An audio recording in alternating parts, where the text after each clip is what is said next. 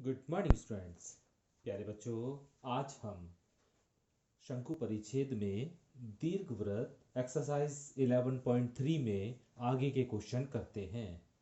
और मैंने आपको क्वेश्चन नंबर 1 से क्वेश्चन नंबर 9 तक आपको बता दिया था कि किस प्रकार से क्वेश्चन किए जाएंगे। क्वेश्चन नंबर 10 से क्वेश्चन नंबर 20 तक आपको दीर्घवृत्त का समीकरण ज्ञात करना है और एक ही तरीका है समीकरण ज्ञात करने का। ठीक है, सभी क्वेश्चन इसी तरह से आपको दिए गए हैं, इसी तरह आपको क्वेश्चन करने हैं और दीर्घवृत्त का समीकरण ज्ञात करना है। तो देखिए, हमें दिया हुआ है क्वेश्चन नंबर 10 में शीर्षों के निर्देशांक ±50 और हमें नाभियां दी गई हैं ±40। हम जानते हैं प्यारे बच्चों, जब शीर्षों के निर्देशांक ±a0 के रूप में होते हैं तो पहले प्रकार का दीर्घवृत्त होता है जो x एक्सिस पर होता है, यानी जिसका दीर्घ अक्ष x एक्सिस पर होता है। ठीक है, तो जब इस प्रकार का दीर्घवृत्त होता है तो शीर्षों के निर्देशांक ±a0 होते हैं। तो जब हम इसे कंपेयर करेंगे शीर्षों के निर्देशांक से तो हम पाएंगे कि a की वैल्यू 5 दी गई है। a की वैल्यू 5 दी गई है। a स्क्वायर करेंगे तो ये 25 आ जाएगा। ठीक है, अभी हमें नाभियां दी गई हैं और प्यारे बच्चों, जो पहले प्रकार का दीर्घवृत्त है उसकी नाभियां होती हैं ±c0, है ना। जब हम इस नाभियों से इसकी तुलना करेंगे तो यहां पर आप पाएंगे कि c का मान 4 दिया हुआ है।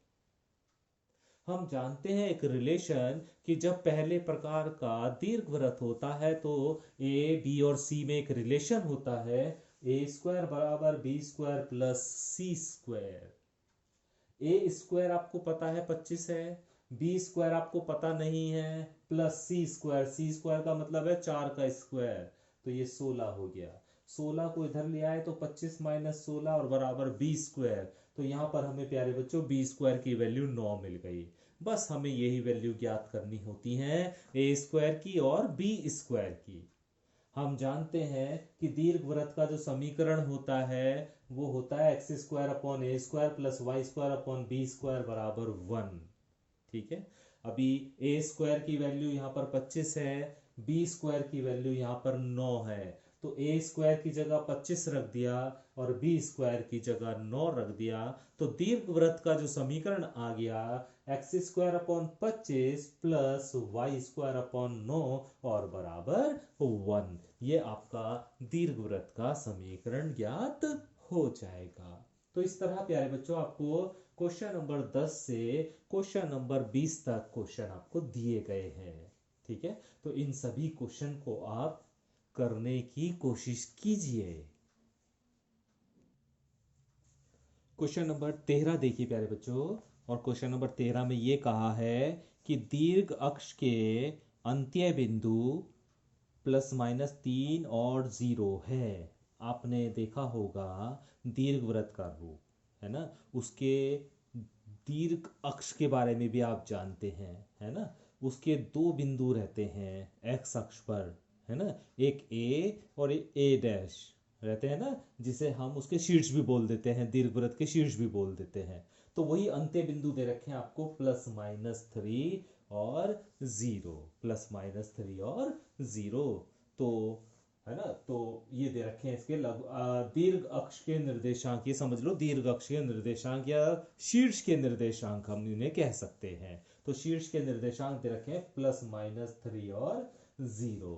ठीक है, जो दीर्घ अक्ष है उसके निर्देशांक। इसी तरह लघु अक्ष के निर्देशांक देखो इस तरह कह सकते हैं हम,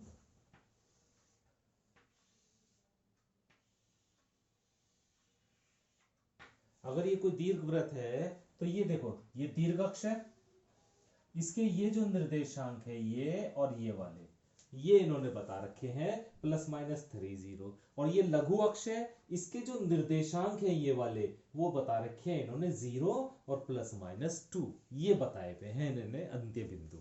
ठीक है, तो प्यारे बच्चों हमें दीर्घवृत्त का समीकरण ही ज्ञात करना है। तो लिख लिया, माना दीर्घवृत्त का समीकरण X square upon A square plus Y square upon B square equal to 1। इसे समीकरण नंबर 1 मान सकते हैं। अब देखो, दीर्घ अक्ष के बिंदु, ये तो दीर्घ अक्ष है, इसके जो ये बिंदु है, अंत्य बिंदु जिसे हम कह रहे हैं, वो दीर्घवृत्त पर ही तो स्थित है। वो बिंदु दीर्घवृत्त पर ही तो स्थित है, तो इसका मतलब इसे संतुष्ट करेंगे, इसकी समीकरण को संतुष्ट करेंगे। तो दीर्घ अक्ष के बिंदु प्लस माइनस 3 और 0 दीर्घवृत्त पर ही स्थित है, तो इसे संतुष्ट करेंगे। संतुष्ट करने का मतलब क्या है कि हम यहाँ पर x की जगह तो 3 और y की जगह 0 रखेंगे। x की जगह पे 3 और y की जगह पे 0 रखेंगे। तो जब ऐसा करेंगे तो 3 का स्क्वायर करेंगे तो 9 आ जाएगा upon A square, plus Y square, यहाँ पर y की वैल्यू 0 है तो ये 0 बटे बी स्क्वायर और बराबर 1। तो हम पे बचा 9 अपॉन ए स्क्वायर बराबर 1, तो ए स्क्वायर बराबर 9 आ जाएगा। इतनी बात समझ में आ गई होगी। इसी तरह प्यारे बच्चों, ये जो लघु अक्ष है, इसके जो ये अंत्य बिंदु हैं, ये भी तो दीर्घवृत्त में ही है, दीर्घवृत्त के ऊपर ही स्थित है, कोई कहीं बाहर तो है नहीं, दीर्घवृत्त के ऊपर ही तो स्थित है। तो ये दोनों बिंदु भी तो दीर्घवृत्त को सेटिस्फाई करेंगे। सेटिस्फाई करने का मतलब ये है कि x की जगह 0 और y की जगह 2 रखेंगे, x की जगह 0 और y की जगह 2 रखेंगे। तो x की जगह 0 upon A square plus y की जगह 2 का स्क्वायर 4 अपॉन बी स्क्वायर बराबर 1। तो इस तरह प्यारे बच्चों बी स्क्वायर की वैल्यू हमें प्राप्त हो गई। हमें ए स्क्वायर चाहिए होता है, बी स्क्वायर चाहिए होता है। अब ए स्क्वायर की वैल्यू और बी स्क्वायर की वैल्यू समीकरण नंबर 1 में रख दो तो आपको दीर्घवृत्त का समीकरण मिल जाएगा। तो लास्ट में लिख देना कि दीर्घवृत्त का समीकरण बराबर एक्स स्क्वायर बटे ए स्क्वायर की वैल्यू आप निकाल चुके हो 9, plus Y square upon B square की वैल्यू आप निकाल चुके हो 4 और बराबर 1। तो इस तरह प्यारे बच्चों आपको दीर्घवृत्त का समीकरण ज्ञात हो जाएगा। क्वेश्चन नंबर 15 देखिए प्यारे बच्चों, और क्वेश्चन नंबर 15 में ये कहा है कि दीर्घ अक्ष की लंबाई 26 दी हुई है। दीर्घ अक्ष की लंबाई 26 है और नाभियां दी गई हैं प्लस माइनस 5 और 0। अब इसी से समझ जाना है, जब नाभियां प्लस माइनस 5 और 0 यानी प्लस माइनस C0 के रूप में दे रखी है तो पहले प्रकार का दीर्घवृत्त होगा। और जब पहले प्रकार का दीर्घवृत्त होता है तो उसमें दीर्घ अक्ष की लंबाई 2a होती है। तो दीर्घ अक्ष की लंबाई जो कि 26 दी हुई है वो किसके बराबर है? 2a के, क्योंकि हम जानते हैं कि दीर्घ अक्ष की लंबाई 2a होती है। तो दीर्घ अक्ष की लंबाई 2a और ये किसके बराबर दी हुई है? 26 के बराबर। तो यहां से प्यारे बच्चों a का मान निकाला 13 आया, a का स्क्वायर करा 169 आ गया है, 13 का स्क्वायर करेंगे तो ठीक है।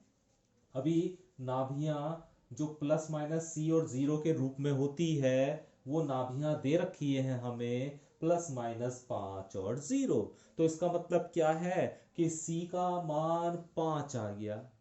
अब C का मान आते ही आपके पास एक संबंध है, जब पहले प्रकार का दीर्घवृत्त होता है ए स्क्वायर बराबर बी स्क्वायर जमा सी स्क्वायर।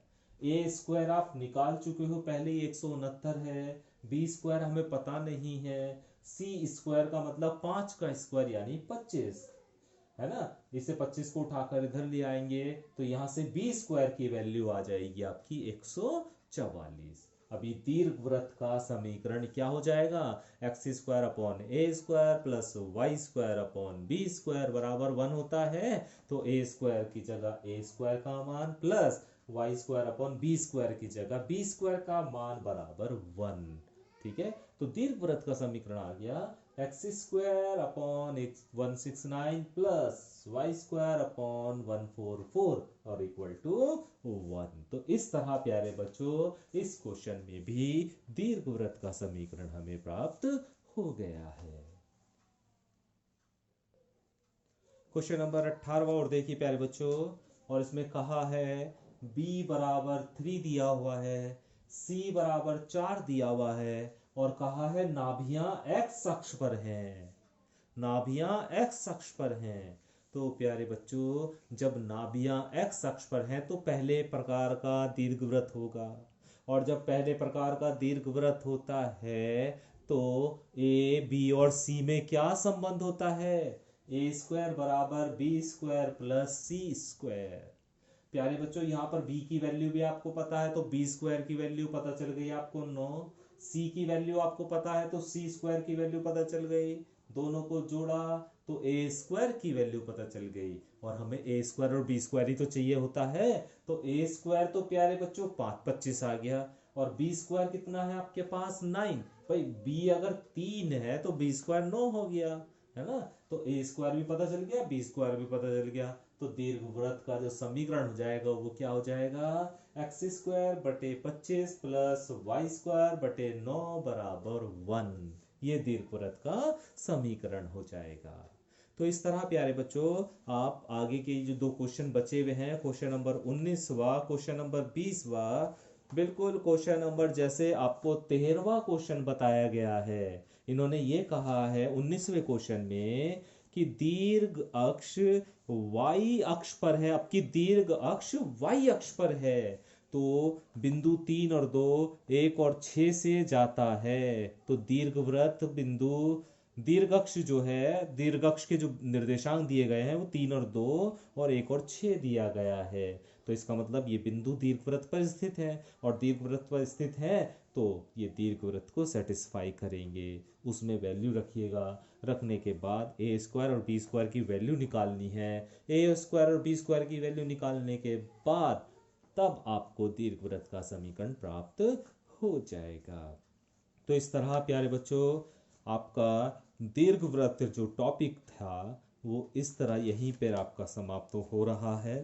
अब मैं आपको, या कल से प्यारे बच्चों मैं आपको, है ना, एक और नया टॉपिक जिसे हम अतिपरवलय बोलते हैं, जिसे हम अतिपरवलय बोलते हैं, उसको स्टार्ट करेंगे। तो इसलिए आज आप इस टॉपिक को अर्थात दीर्घवृत्त को, जो मैंने आज आपको क्वेश्चन कराए हैं 10 से लेके 20 तक, उन क्वेश्चन को आप अच्छे से करने की कोशिश करें, ताकि कल से हम हमारा नया टॉपिक अतिपरवलय शुरू कर सकें। Thank you.